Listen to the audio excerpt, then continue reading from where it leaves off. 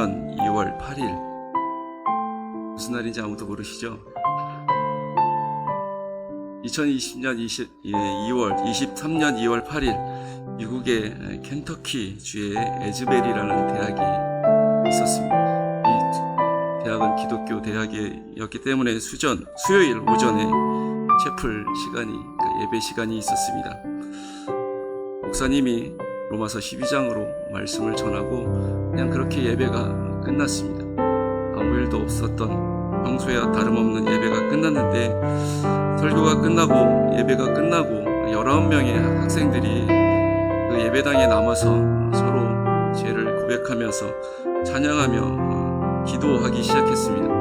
그때 이 19명의 학생들에게 성령님께서 영적 임재를 감정을 주시고 놀라운 평화를 느끼게 하셨습니다. 젊은 학생들이었기 때문에 이제 SNS를 통해서 인스타그램이나 틱톡이나 이런 것을 통해서 친구들에게 연락을 하기 시작합니다. 예배당에 뭔가 특별한 일이 일어나고 있다, 그렇게 문자를 보내고 영상을 올리기 시작하자 그 소식이 순식간에 친구들에게, 다른 학생들에게 퍼져갔고, 예배를 끝나고 다 흩어졌던 이 학생들이 다시 예배당으로 몰려와서 다시 기도하고 찬양하기 시작하는데, 그 예배가 오후가 되고 밤이 되고 새벽이 돼도 그 다음 날이 되고 끝나지 않았습니다.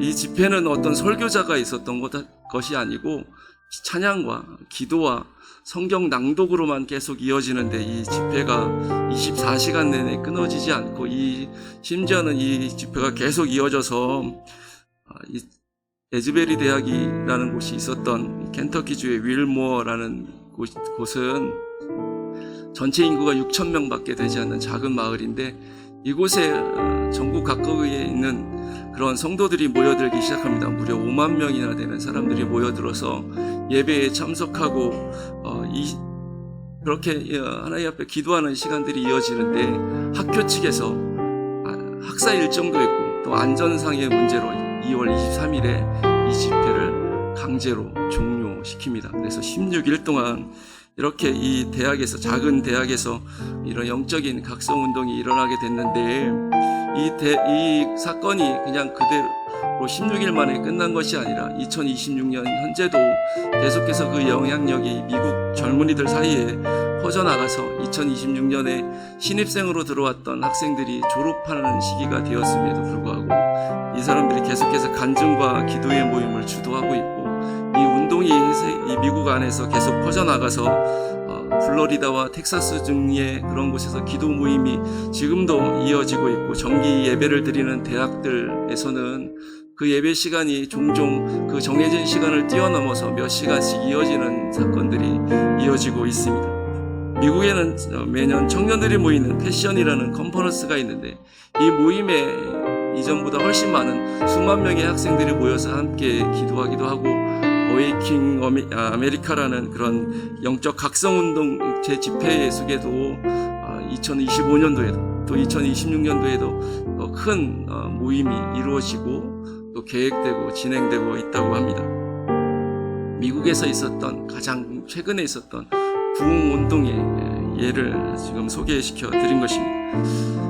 여러분, 한국 기독교는 부흥이 끝났다, 이제는 쇠퇴의 길만 남았다, 이렇게 얘기하는 사람들이 많이 있습니다.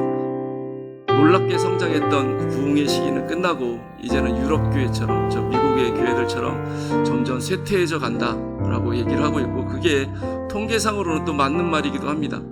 한국의 인구가 4천만인 시절에, 제가 어렸을 시절에 기독교 인구는 1,000만이라고 얘기했습니다. 그래서 이 인구의 25%가 기독교인이다 라고 얘기했는데, 지금은 인구가 5천만이 넘어가고 있는데 기독교 인구는 오히려 더 줄어서 800만 시대를 그렇게 맞이하고 있습니다. 이제 인구의 20%도 안 되는 사람들이 기독교인이다 라고 얘기를 하고 있습니다. 여전히 기독교가 다른 여타 종교의 통계상으로는 최의 그런 신도수를 가진 종교라고 얘기를 하지만, 그럼에도 불구하고 이 기독교는 쇠퇴하고 있는 것이 사실이기도 합니다. 1907년 평양 대부흥운동이 일어났던 해입니다. 놀라운 역사들이, 회개운동과 말씀의 역사와 전도의 역사들이 일어났었던 1907년의 대부흥운동이 이제 내년이면 120주년을 맞이하게 되는데, 바라기는 우리 개인적으로나 교회나 나가서는 한국교회의 부흥을 다시 한번 꿈꾸는 시간을 가져보기를 원합니다. 그래서 오늘부터 몇 주간에 걸쳐서 이 부흥에 대해서 함께 생각해보고 말씀을 나눌 텐데, 오늘 첫 시간으로 이 사무엘 시대의 부흥을 함께 나눠보기를 원합니다. 사무엘상, 이 사무엘 시대를 열어가는 이제 말씀인데, 사무엘상의 말씀은 이 사무엘의 아버지인 엘가나와 한나의 이야기로 시작되고 있습니다. 이 엘가나와 한나가 살던 때에 이 이스라엘의 지도자는 엘리라는 사람이었습니다. 엘리는 대제사장이고 사사로서 이 실로라는 곳에서 이스라엘을 통치하고 있었는데, 사사면서 대제사장이기 때문에 정치적으로 그리고 종교적으로 최고의 지도자의 위치에 있는 사람이 바로 엘리라는 사람이었습니다. 이스라엘 전체 역사상으로 보더라도 이 정치적으로 그리고 종교적으로 모든 지휘권을 가진 사람은 흔치 않습니다. 5세 정도 혹은 사무엘 정도만이 이 정치적으로 종교적으로 최고의 지도자의 위치에 있었던 사람인데, 그 중에 한 사람이 바로 엘리라는 사람인 것이죠. 그렇게 중요한 위치에 있었던 엘리이지만 우리가 볼 때 신앙이 없던 사람은 아닌데, 그렇다고 신앙이 뛰어난 사람도 아니었던 것을 보게 됩니다. 말 그대로 영향력, 가장 중요한 위치에 있는데 영향력은 거의 0에 가까운 사람이 바로 엘리였습니다. 엘리는 하나님으로부터 책망을 받습니다. 자식에 대한 잘못된 사랑 때문에 내가 자식을 사랑함으로 말미암아 하나님을 멸시하는 저 자식들을 바로잡지 못했다라는 책망도 받게 됩니다. 그리고 결국은 이런 잘못된 모습 때문에 그 집안이 큰 하나님의 심판을 받게 되는 됨을 성경을 통해서 보게 됩니다. 엘리는 성경에 보면 나이가 아주 많았다라고 표현해주고 있고, 그래서 눈이 점점 어두워서 잘 못 보았다라고 얘기를 해주고 있는데, 육신의 눈만 어두워지는 것이 아니라 이 영적인 눈도 어두워져서 하나님의 뜻과 하나님의 심판도 제대로 분별하지 못하는 그런 상태에 있던 사람이 바로 엘리였습니다. 결국은 이스라엘이 이 블레셋과의 전쟁에서 패하게 되는데, 그때 엘리의 두 아들도 죽고, 그날 엘리는 의자에 이렇게 앉아 있었는데 패배의 소식을 듣고 뒤로 넘어져서 목이 부러져서 죽었다라고 이렇게 비참하게 마지막을 설명해 주고 있습니다. 이렇게 엘리의 시대는 사사 시대였고, 그때 이 아주 중요한 역할을 하는 엘리라는 지도자가 있었음에도 불구하고 영향력이 별로 없었기 때문에 이스라엘 백성 전체가 다 타락하고 우상을 섬기고 자기 뜻대로 자기 마음대로 좋은 대로 행하던 그런 시대였습니다. 하나님이 이스라엘의 신이시고 왕이심에도 불구하고 그 왕을, 하나님을 인정하지 않고 백성들은 우상을 따라가면서 자기 마음대로 살았던 시대이기 때문에 사무엘상 3장 1절 말씀에 보면 이 엘리의 시대는 하나님의 말씀이 희귀하고 여호와 이상이 보이지 않았다라고 표현해주고 있습니다. 하나님이 침묵하시고 이스라엘을 떠나서 아무것도 보여주시지 않고 아무 일도 행하지 않던 그런 시대다라고 말씀해주고 있는 것이죠. 오늘날의 시대도 하나님께서 침묵하십니다. 우리가 기도해도 하나님이 응답하시지 않는 것 같기도 하고, 우리가 하나님을 찬양하고 예배해도 하나님이 우리에게 느껴지지 않는, 하나님이 침묵하시고 떠나 계신 것 같은 그런 시대를 우리가 살고 있습니다. 많은 사람들이 예수님을 믿는다라고 얘기하고 예수님을 따라간다고 얘기하고 있지만, 그럼에도 불구하고 더 많은 사람들이 우상을 섬기고 미신을 따라가고 있습니다. 조사를 해보니까 한국의 기독교 그 목회자 수가 한 10만 명쯤 된다고 합니다. 호기심에 검색을 해봤더니 불교의 승려는 한 2만 5천 명보다 좀 안 되고, 천주교의 신부님들은 한 5천 명보다 조금 더 많고, 수녀들까지 합해도 한 15,000명 정도 내외입니다. 이런 다른 종교에 비해서 목회자 수가 압도적으로 많은 게 사실입니다. 그런데 이 목사보다 더 많은 사람들이 있습니다. 점쟁이들은 30만에서 50만 명이 됩니다. 등록한 수가 한 20만 정도 되는 것 같고, 협회에 등록한 사람. 점쟁이들은 등록 안 하고 자기가 신내림 받으면 혼자 활동을 하기 때문에 심지어는 이 공부해서 되는 사람도 있더라고요. 이 주역책이나 이런 것을 가지고 사주풀이 해주는 사람들은 신내림을 받는 게 아니라 공부를 해서 되는 이제 역술인들도 있는데 이런 사람까지 합치면 50만 명까지도 본다고 합니다.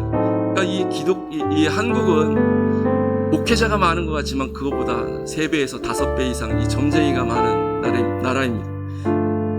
그러니까 우리나라는 우상의 나라다 이렇게 표현해도 과언이 아니죠. 기독교인, 그나마 이 적은 기독교인들도 하나님의 백성이라 자처하는 이 사람들도 많은 사람들이 자기 소견에 옳은 대로 행하고 있습니다. 마치 엘리 시대의 이 사람들처럼, 사사시대의 백성들처럼 자기의 소견에 옳은 대로 하나님의 뜻과 상관없이 살아가고 있고, 그래서 명백하게 암흑시대처럼 영적으로 어두운 시대고 하나님이 침묵하시는 시대를 우리가 그렇게 살아가고 있습니다. 그러다 보니까 총체적 난국이고 세상 사람들에게 영향력이 전혀 없고 기독교인이라고 하면 불편하게 생각하고 예수님께서 말씀하시는 맛을 잃은 소금처럼 땅에 버려져서 밟히고 있는 그런 시대를 우리가 살아가고 있습니다. 이런 시대를 바라보면서 하나님께서 침묵하시던 이 엘리 시대에 하나님이 이스라엘 백성을 어떻게 처리하셨는가 보니까 하나님께서는 그들을 블레셋 사람을 통해서 징계하셨습니다. 사무엘상 4장 말씀에 보면 하나님께서 이 엘리의 마지막 생애쯤에 됐을 때에 블레셋과 이스라엘이 전쟁을 치르게 하시는데, 블레셋은 아벡이라는 곳에 진을 치고 이스라엘 백성들은 에벤에셀이라는 곳에 진을 쳐서 서로 전쟁을 하는데 싸워서 이스라엘 백성이 패해서 4,000명이 죽었습니다. 이스라엘 백성들이 그때 하나님을 기억하고 이 하나님의 능력을 기억합니다. 하나님께서 여호수아 시대 때 이스라엘 백성들을 가나안 땅에 들어오게 하시는데 그때 애굽을 치시고 또 요단 동쪽에 있는 아모리 족속들을 치고 요단 서쪽에 이 가나안 땅에 살고 있는 가나안 족속들을 하나님께서 이기게 하셨는데, 법궤가 우리와 함께 할 때 그렇게 이겼다. 그것을 기억하고 이 장로들이 얘기합니다. 법궤를 우리에게로 가져와서 이 법궤로 하여금 우리가 저 원수들을 이기고 우리를 구원하게 하자.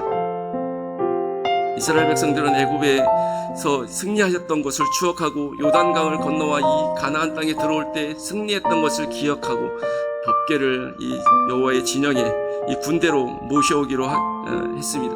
그리고 홈니와 비느하스가 그 법궤를 가지고 들어옵니다. 법궤가 이스라엘 진영에 들어올 때 이스라엘 사기가 충천합니다.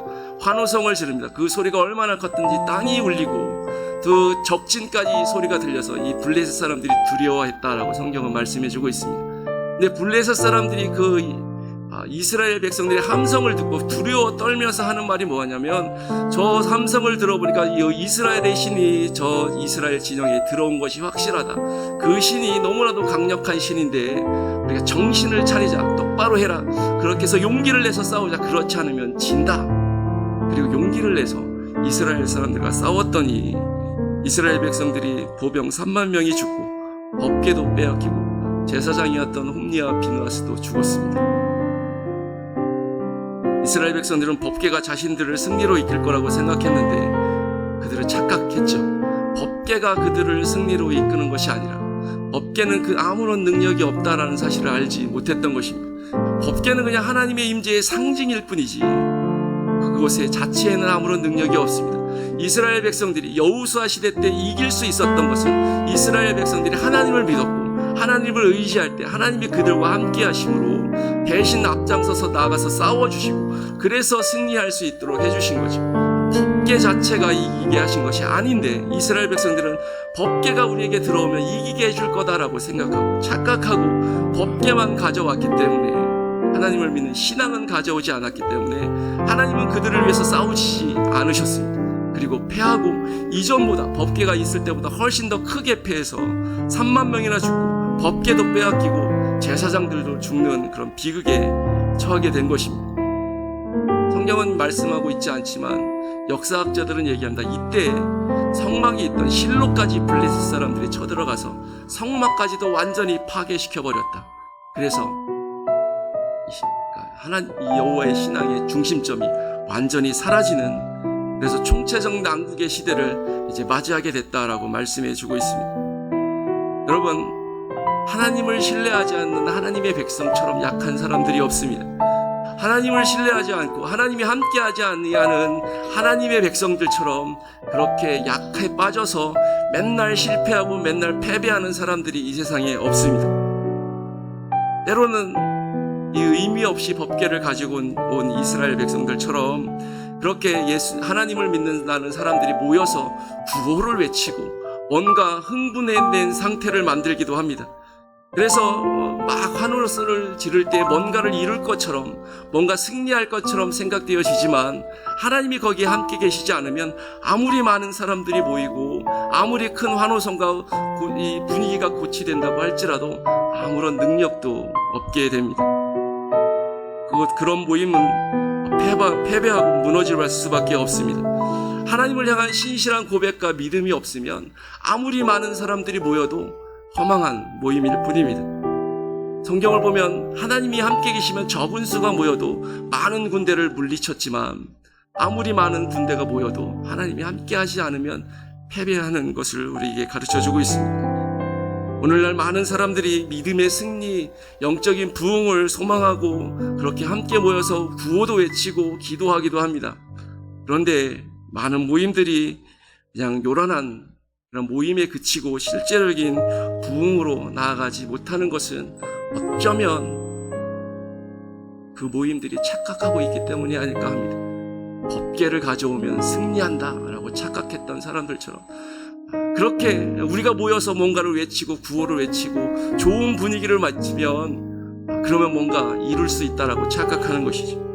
그런 구호를 외치면 사람들이 두려워할 수 있습니다. 블레셋 사람들이 듣고 두려워 떨었던 것처럼 그렇게 세상 사람들도 관심을 가지고 뭔가 반응할 수도 있지만 그것은 우리를 승리로 이끌지 못합니다.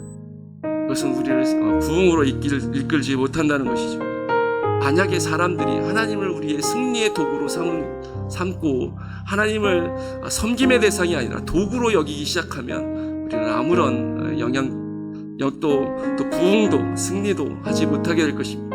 하나님 우리의 승리의 도구가 아니라 우리가 하나님의 승리의 도구입니다. 우리가 하나님의 도구이지 하나님을 도구 삼으면 안 된다는 것이죠. 또한 기독교인들이 착각하는 또 하나가 있습니다. 그것이 무엇이냐면 우리가 지면 하나님도 지는 것이다. 내가 망하면 하나님도 망해서 하나님의 영광이 가려지고 하나님의 이름이 오명을 얻는다라고 착각합니다. 일면 맞는 말일 수도 있지만 그것은 맞지 않습니다. 블레셋 사람들이 법궤를 빼앗아 가서 다곤의 신전 안에 다곤의 신상 밑에 이 하나님의 법궤를 두었습니다. 이 블레셋 사람들은 우리의 신 다곤이 여호와를 이기고 이스라엘 백성들을 쳐서 우리가 물리치게 하셨기 때문에 이 여호와를 데려다가 다곤의 신, 우리의 신 밑에 굴복하게 모욕을 주는 그런 의식을 행한 것이죠. 그런데 하나님께서 그날 밤에 다곤을 신을 무너뜨려서 쓰러지게 하셔서 여호와의 법궤 아래 얼굴을 대고 이렇게 누워있게 만드십니다. 블레셋 사람들이 우연히 무너진 줄 알고 다시 일으켜 세웠습니다. 근데 그 다음날 아침에 들어가 보니 이번에는 다곤의 신이 쓰러졌는데 얼굴을 땅에 대고 법궤 아래 이렇게 엎드려 있을 뿐만 아니라 이 신상의 목이 잘리고 손목이 잘려서 이 굴러서 문지방까지 굴러가 있는 것을 보게 됩니다.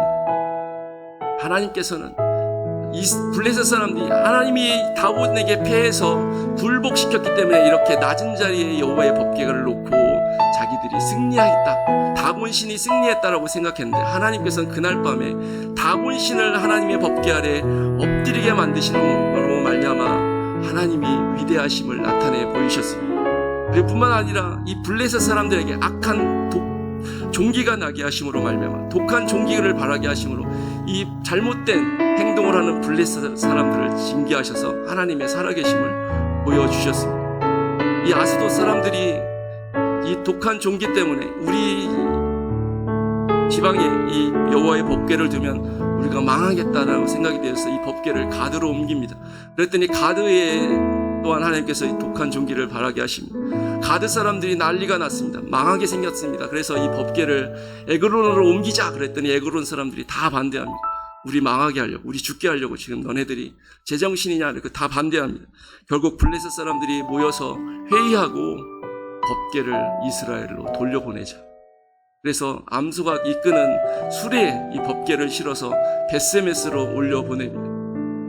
하나님이 이스라엘은 망했지만, 이스라엘은 블레셋에 패했지만, 하나님은 스스로 이 블레셋 사람들 가운데서 그 위대하신과 능력을 보여주셨습니다. 이 블레셋 사람들이 하나님이 진짜 신이라는 것, 우리 다곤보다 더 능력이 있어서 우리가 함께하면 우리가 망하겠다라고 스스로 고백하고 스스로 이 법궤를 이스라엘로 돌려보낼 수 있도록 그렇게 하나님은 스스로 그 영광을, 능력을 그렇게 나타내 보여주셨다는 것이죠. 그러니까 이스라엘이 망해도 하나님의 영광은 아무런 변화가 없습니다. 여러분, 오늘날도 기독교가 망해도, 교회가 무너져도 하나님의 영광은 아무런 변화가 없습니다. 사람들이 근데 그것을 착각하는 것 같아요. 그런데 교회가 평판이 안 좋고 세상 사람들에게 핍박을 받아서 망해간다고 할지라도 하나님의 영광이 변함없다, 하나님의 능력은 변함없다는 이 사실이 우리에겐 아주 중요합니다. 왜냐하면 이것이 우리의 부흥의 근간이고 능력이기 때문에 그렇습니다. 만약에 우리가 망해서 하나님도 망해버린다면 우리는 부흥을 꿈꿀 수가 없겠죠. 우리의 회복을 꿈꿀 수가 없을 텐데, 우리가 어떠하든지 상관없이 하나님은 능력이 하나님이시고 하나님의 영광은 변함없는 하나님이시기 때문에 우리가 세상에 패하고 밟히고 있는 이 상황 가운데서도 그 하나님의 능력을 바라보면서 다시금 부흥을 꿈꾸고 회복을 꿈꿀 수가 있습니다. 하나님은 변함없는 분이시기 때문에 그렇습니다. 그런데 이 부흥과 회복을 하려면 제일 먼저 무엇을 해야 되느냐? 오늘 성경은 이스라엘 백성들이 여호와를 사모했다라는 말씀으로 그렇게 부흥의 시작을 알려주고 있습니다. 이스라엘 백성들이 벳세메스에서 이 법궤를 블레셋 사람들에게 돌려받았습니다. 이 벳세메스 사람들이 신앙이 없고 무지했기 때문에 법궤를 안을 들여다봤습니다. 그러면 안 되는데 들여다봤기 때문에 19절 말씀에 보면, 6장 19절 말씀에 보면 5만 70명, 근데 5만이 이렇게 가로로 이렇게 묶여져 있습니다. 그래서 학자들은 5만은 숫자가 너무 많기 때문에 아마도 70명일 거다 이렇게 보는데 70명이 죽임을 당합니다. 그러니까 이 벳세메스 사람들이 겁이 나서 법궤가 우리 마을에 있다가는 우리 마을 사람들 다 죽겠다 싶은 생각이 들어서 기럇 여아림 사람들을 호출해서 말합니다. 법궤를 제발 좀 모셔서 니네 마을로 옮겨가라. 기럇 여아림 사람들이 내려와서 법궤를 모셔서 올려가서 아미다답이라는 사람의 집에 두고 그의 아들인 엘리아사를 이 법궤를 잘 관리하는 사람으로 세우게 되었습니다. 그리고 20년 동안 그 아미다답의 집에 이 법궤가 있었다라고 얘기합니다. 아까 말씀드린 것처럼 성막에 있던 실로가 완전히 파괴됐기 때문에 법궤를 둘 성막이 없어서 이제 이 아미나답의 집에 20년 동안 두게 되는 것이죠. 그때 아미나답의 집에 이 법궤가 있을 때 온 이스라엘 온 족속이 여호와를 사모했다. 이전에 이 성막이 있고 제사드리고 하나님을 예배할 때는 하나님을 망각하고 잊어버렸던 이 백성들이 하나님께서 블레셋 손에 이스라엘을 넘기시고 괴롭게 하심으로, 그리고 이제 더 이상 하나님께 제사드릴 수 있는 성막도 없어지고 일개 개인의 집에 들어 이 성막이 보관되어 있을 때 이 사람들이 그때서야 정신 차리고 하나님을 사모했다라고 말씀해 주고 있는 것이죠. 이 사모했다는 말은 원어적으로 이렇게 찾아보면 비통해했다, 크게 울었다, 부르짖었다라는 말과 이렇게 연결되어 있는 단어입니다. 그러니까 하나님을 사모했다, 사랑했다, 그리워하고 뭔가 했다, 이 표현은 사실은 이스라엘 백성들 가운데 이 회개의 마음이 일기 시작한 것이죠. 하나님, 우리가 잘못했습니다. 하나님 앞에 잘못했기 때문에 이렇게 우리가 망했습니다. 하나님, 우리를 도와주십시오 라고 부르짖었다라는 것입니다. 이것이 부흥의 불씨라는 것이죠. 우리가 죄인이라는 거, 하나님 앞에서 회복이 필요하다는 것을 우리가 인정하고 기도하지 않으면, 그렇게 하나님 앞에 나아가지 않으면 우리는 부흥을 이룰 수가 없습니다. 많은 사람들이 한국이 부유해졌기 때문에 부흥이 점점 힘들다라고 합니다. 왜냐하면 너무 부유해서 하나님 없이도 부족함이 없다라고 생각되기 때문에, 편안하고 잘 살고 있기 때문에 하나님을 찾을 필요가 없다라고 생각하는 사람들이 많아졌고, 그래서 기독교를 떠나는 사람들이 많다라고 얘기하기도 합니다. 맞는 말일지도 모르겠습니다. 하나님이 우리가 하나님을 찾지 않으면, 하나님을 향한 사모함이 없으면 우리는 부흥을 절대로 이룰 수가 없는 것이죠. 그러므로 부흥의 시작은 사모함에서부터 시작되는 것입니다. 그런데 사모하긴 했는데 이 사람들이 너무 오랫동안 하나님을 알지 못하고 떠나 살다 보니까 하나님 앞에 돌아가는 방법을 잊어버린 것 같아요. 그래서 사모하기만 했고 어떻게 바른 신앙의 길을 걸어가야 되는지 잘 몰라서 우왕좌왕하고 여전히 우상도 섬기고 하나님도 섬기는 그런 애매한 상태에 있었던 것으로 보여집니다. 그러니까 사무엘이 이런 답답한 상황 가운데 있는 이스라엘 백성들을 향해서 오늘 3절 말씀에 이야기합니다. 이스라엘 백성들을 향해서 너희가 정말 전심으로 여호와께 돌아오려거든, 너희가 정말 여호와를 사모하고 하나님을 찾고 싶거든, 너희는 이방신들과 아스다로스를 제하고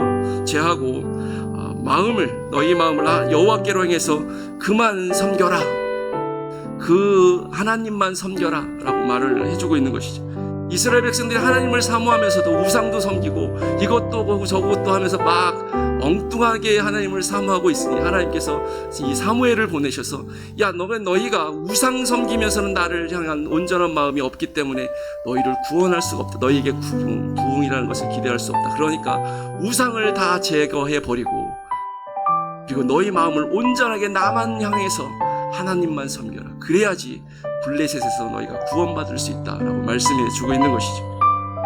오늘날에 많은 사람들이 하나님을 사모한다고 외치고 있습니다. 그들의 마음이 가짜는 아닐 것입니다. 많은 사람들이 부흥을 위해서 부르짖고 있는데 그들의 마음이 잘못된 것도 아닌데, 어쩌면 사무엘이 우리에게 또 오늘 본문을 통해서 우리에게 말씀해 주고 있는 것처럼 그 마음에 하나님으로 향하는 그 마음, 온전한 마음으로 나가야 되는 그 마음을 가로막는 우상들이 남아있기 때문에 온전한 부흥이 이루어지지 않는다라고 얘기할 수도 있다는 것이죠. 우상은 하나님께로 나아가는 우리의 온전한 마음을 가로막는 것이 다 우상입니다. 우상은 나도 될 수 있고, 자기 자신도 될 수 있고, 돈도 될 수 있고, 명예도 될 수 있고, 내 자식도 될 수 있고, 친구도 될 수 있습니다. 때로는 내가 즐겨하는 놀이도, 내 취미도 우상이 될 수 있습니다. 그런 것들을 우리 마음에서 제거해보고 전혀 하지 말라는 것이 아니라 하나님보다 앞세우지 않고 하나님께로 나아가는 신앙에 방해가 되지 않는 선에서만 하고, 그래서 우리의 마음이 온전히 하나님께로 향하고 하나님 앞에 나아갈 수 있도록, 그 하나님만 섬길 수 있도록 할 때, 그때 우리의 부흥이 이루어지는 것입니다. 이 땅의 회복이 이루어지는 것입니다. 이스라엘 백성들은 사무엘의 말을 듣고 정신을 차리고, 그 전에 몰라서 못했다면 이제 사무엘의 말을 듣고 했어요. 우상을 제거하고 아스다로스를 제거하고 하나님만 섬기기 시작합니다. 그러니까 다음으로 이 사무엘이, 그럼 너희가 그렇게 했으니까 이제 미스바로 모여라, 내가 너희를 위해서 기도하겠다, 여호와께 기도하겠다, 이렇게 얘기합니다. 그런데 이 사무엘이 미스바로 모이면 내가 너희를 위해서 여호와께 기도하겠다라고 얘기하는데, 혼자 기도하겠다는 말이 아닌 것을 성경을 통해서 보게 됩니다. 성경에 보면 이 이스라엘 백성들이 미스바로 모여서 사무엘 혼자 기도한 것이 아니라 이 이스라엘 백성들이 하나님 앞에서 물을 붓고 금식하면서, 하나님, 우리가 하나님 앞에 범죄했습니다라고 고백합니다. 기도합니다. 물을 붓는다는 얘기는 뭔가 씻어내리는 작업이죠. 그러니까 죄를 씻는 의미를 가진 의식입니다. 금식한다는 것은 내가 먹는 즐거움을 그치고 하나님 앞에 회개하면서 그 즐거움을 그치고, 내 인생의 즐거움을 그치고 하나님 앞에 나아가겠습니다라는 대표적인 회개의 행위입니다. 그러니까 이스라엘 백성들이 미스바에 모여서 회개의 의식을 행하고 회개의 행동을 보이면서 하나님 앞에 입술로 고백하며 우리가 잘못했습니다, 우리가 하나님 앞에 범죄했습니다라고 고백하는 것이죠. 이게 회복의 과정이에요. 이게 진정한 부흥입니다. 그러니까 오늘 본문 마지막 절에 사무엘이 미스바에서 이스라엘 자손을 다스리니라 라고 말씀해주고 있습니다. 사무엘이 다스렸다라고 얘기하지만 사무엘은 하나님의 말씀을 듣는 제사장이며 선지자고 사사였기 때문에 사무엘이 다스렸다는 것은 하나님의 통치를 받았다는 것과 동일한 의미를 가집니다. 그러니까 하나님께로 이스라엘 백성들이 회개하고 돌아왔을 때 그때서야 이 사사가 하나님께서 이스라엘 가운데 돌아오셔서 그들을 통치하기 시작하셨다. 온전한 회복이 이루어지고 부흥이 이루어졌다라고 말씀해 주고 있는 것이죠. 여러분, 오늘날에도 이런 부흥이 우리에게 이루어지길 소망합니다. 우리 삶의 최우선의 자리에 하나님을 두고 우리가 미스바에 모여서 하나님께 회개했던 이스라엘 백성들처럼 그렇게 하나님 앞에 우리의 죄를 부복하고 회개함으로 나아갈 때 하나님께서 우리에게 돌아오시고 우리를 다스리시고 통치하시면서 부흥을 시작을 알려주실 것입니다. 우리가 부흥할 때 대적들은 가만히 있지 않습니다. 이스라엘 백성들이 미스바에 모였다는 소식을 듣고 블레셋 사람들이 공격해옵니다. 이 소식을 들은 이스라엘 사람들이 두려워 떨었습니다. 이전 같으면 도망가기에 바빴을 이 이스라엘 사람들이 사무엘 앞에 나가서 기도해달라고 함께 기도하자고 얘기합니다. 그리고 이 사무엘이 하나님 앞에 번제물을 드리고 예배하고 하나님께 기도합니다. 그때 하나님이 응답하셨다. 이전에는 하나님께서 침묵하셨습니다. 하나님이 말씀하지 않고 아무것도 보여주시지 않았는데 이스라엘 백성들이 하나님만을 향해서 마음을 정하고 하나님 앞에 나아가서 기도할 때 하나님께서 응답하셨다라고 얘기해주고 있습니다. 하나님이 응답하시니까 이 블레셋 사람들과 이스라엘 사람들이 싸울 때 하나님께서 블레셋 진영에 우레를 내리셨다. 천둥을 치게 하시고 번개를 쳐서 이스라엘을 공격하는 블레셋 사람들의 진영을 혼란하게 하시고 흩어버리심으로 말미암아 하나님의 군대인 이스라엘 백성이 미스바부터 벳갈까지 블레셋 사람들을 쳐서 공격하고 한 10km와 15km 정도 되는데 그것을 추적해서 그들을 공격하고 그리고 이스라엘이 블레셋에게 빼앗겼던 땅을 회복하고 하나님이 손이 함께 계심으로 이 사무엘이 사는 날 동안 그 이스라엘을 보호하시고 지키심으로 블레셋이 넘보지 못하는 평화의 시대를 열었다라고 성경은 말씀해 주고 있습니다.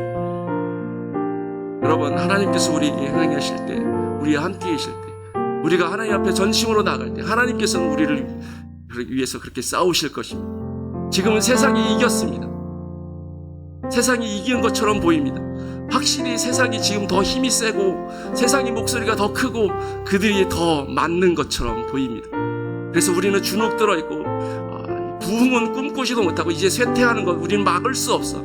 어쩔 수 없이 이런 길을 가야 돼 이렇게 생각되는 형편에 놓여 있는데 살아계신 하나님 앞에 우리가 전심으로 나아가고 그님 앞에 기도하고 회개하고 나아가면 하나님께서 우리가 기도할 때 응답해 주실 것입니다.